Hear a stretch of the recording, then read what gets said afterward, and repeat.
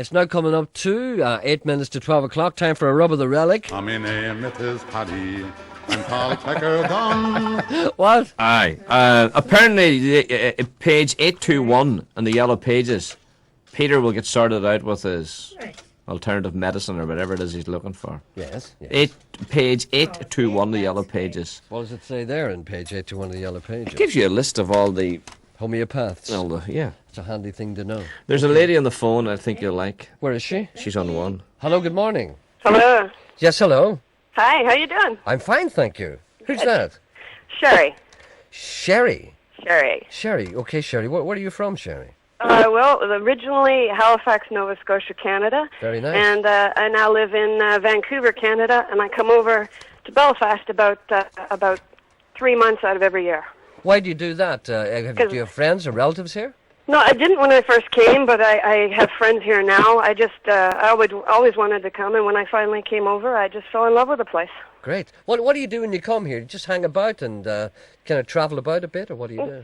Pretty much. I save all year when I'm back in Canada, and whatever money I have in the tin under the bed at the time when it's ready to come back, that's what I use. Why don't you come over here and live all the time, and then you wouldn't have to have a tin under your bed? Well, sure, I can't find work in my particular line here. Well, what do you do? I'm afraid to ask you almost. I'm afraid to tell you almost. Come on, don't worry about that. I've heard everything in this program. What is that strange grunting every once in a while? Do you have a dog with you or anything, or is that are you on a mobile? I am on the mobile. No, yeah. that's what it is. Just a wee kind of thing. Okay, well, what do you do? Well, I'm a stand-up comedian. You're a stand-up comedian. Well, yes, and no, I'm not telling you a joke. No, I wouldn't dream of asking you to tell me a joke because I know God bless you. That's the thing that stand-up comedians hate being asked to do. It is indeed. It is. It's like, indeed. oh, you're a comedian. Yeah, okay, make me laugh. Yeah, you'd never say that to a plumber. Sure, you're a plumber. Come over and fix my drain, you know? No, I mean, you would do that maybe eventually, but if you met a plumber at a party, and you said, listen, you're a plumber. Oh, really? Show me what you do. That's right. There's a radiator. Go and That's take right. that off and make the water cold. So, I mean, would you not be able to get some kind of gigs and stuff here? Well, actually, I could get stand-up here, but see, Gerry, you know this for yourself. I've been on the road for 12 years, and I'm sick of it, you know? So what I'm looking to do is write for television, and there's very little television being taped in Belfast, you see. Well, I'm sure you've seen the advertisements that have been everywhere recently. They're looking for people to write new sitcoms, and they're looking for new comedy writers in BBC Northern Ireland. Yes, I've seen that, but it's tough to translate humor, you know. Like pop culture references that I'm familiar with from North America, people wouldn't be familiar with here, and references that people use here all the time, I'm not familiar with. And then, of course, there's, your colloquial sayings and different words that you use, and some of that's very foreign to me, you know. I know you have the same trouble as I have. I mean, if somebody said to me, would you like to write something for television, I'd have to say to them, well, how can I possibly write for people who think the Hole in the Wall gang is funny? Oh, no, I have no comment on that. I can make no comment on that. You can say that, but I possibly couldn't.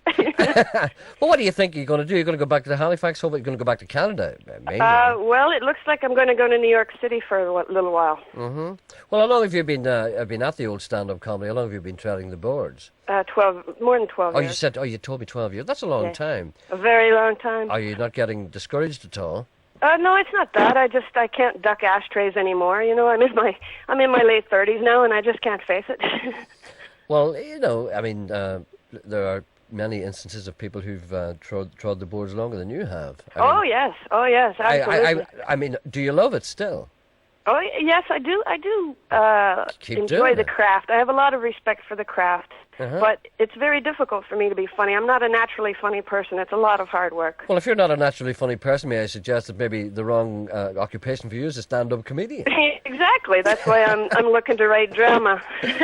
Well, why don't you come? Why don't you fill your tin up another little bit? Come over here and get yourself a little college down in the Glens of Antrim somewhere, and get yourself a little part-time job, and get the old typewriter and get at it. Well, I've actually started that already. I'm pitching a few shows to BBC, and I'm trying to convince them to film them here in Belfast. Oh, that's what you should do, because I mean, you don't need a lot of money to live here. No, you don't. Well, don't? actually, the exchange rate for Canadians is pretty brutal. No, but if you live here for a while, suddenly that cancels itself out. That's right, indeed. Get yourself a little cottage somewhere. Rent some kind of little place that nobody wants to live. And there are plenty of places like that in Northern Ireland where nobody Yes, wants to there live. And you can live and you get yourself a pound of bacon. It's every man for himself. And a typewriter. Well, listen, why don't you keep in touch? And who knows what I'll hear in this program? Keep in touch with us, and maybe we'll be able to kind of help you as time goes on. Oh, well, that's lovely. Listen, I saw your travel show there the other night on Australia. Your visit to Australia. Hold on a minute, Sean. Did you not tell her? Eh? Did you not tell her? No. Tell me what? That's not me. Oh, that's not you? No. Oh, God, that's terrible. I'm so sorry. Did you not tell her beforehand? No. Did you? Are you setting this up? No.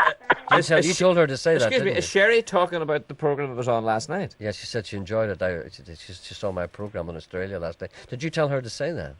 No. You did. You did, didn't you? Please tell me you told her to say that. Sure, I'm just winding you up, for God's Yeah. sake. You're not, are you? Yes. I am, actually. That's okay. That's all right. I just thought it It's a was. I wind-up. thought it was you did that. No, it's a wind up. Okay, right. Okay. Well, anyway, apart from that, thank you very much. Thank you. Keep in touch. Why don't you? Is there anything we can do for you at the moment or anything? No, I was calling about your man that was looking for the homeopathic stuff, and sure, I was going to tell him page 821 too. And also page 814, herbalists. There's a lot of Chinese medicine that's very good.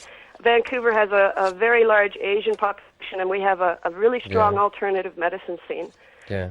And it's very, very good. If right. Western medicine isn't working for you, it's a good thing to try. Yeah. There's homeopathic medicines and indeed counterculture remedies are quite popular in Canada. I lived in Toronto for a couple of years, and I used to know a lot of people who actually went away from conventional medicine and went down the other road with great success, actually. So Yes. there's a lot in it. I mean, I There certainly is. wouldn't poo-poo that. Yes. I would suggest people, if you don't get any satisfaction from conventional medicine, try some of the other techniques. The only thing that I'm a bit dodgy about is aromatherapy. Yeah, that's not for everybody. Every time I see an aromatherapist, I kind of, go, yeah.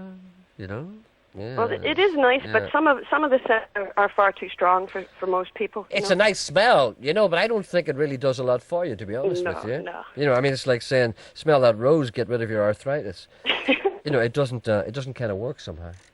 Well, listen, it's nice to talk to you, and by all means, keep in touch and let us know how you're getting on. Oh, thanks very much. It's lovely to talk to you as well. Enjoy the show very much. Thank you very much, love. Okay, good luck to you. Thank you. Bye-bye. Bye. Therapy? When did you have aromatherapy? When did you sample it? When? I'm not going to tell you. You never had it. I did. You take your feet off, don't you? You take your feet off and you take everything off. You don't take everything, you just take your shoes and socks off. Well, I did. Get footers with your foot. Well, I took everything off. That's why it didn't work for you. It worked for me. Speak for yourself. I thought it was a lovely smell, but whether or not it does anything. It's very relaxing. Well, it certainly is. It relaxed me to the point where they had to call the police. That's all we have time for today. We'll be back tomorrow. Tomorrow's Friday, of course. How quickly the days fly when you're not enjoying yourself. If you want to contact me or write to me, write to Gerry Anderson, care of BBC Radio 4. That's Derry Stoke Londonderry. The full address is 8 Northland Road, Derry Stoke Londonderry, but you don't need that. I've forgotten about your emails again, of course, except for the man who told me that I was mispronouncing my words.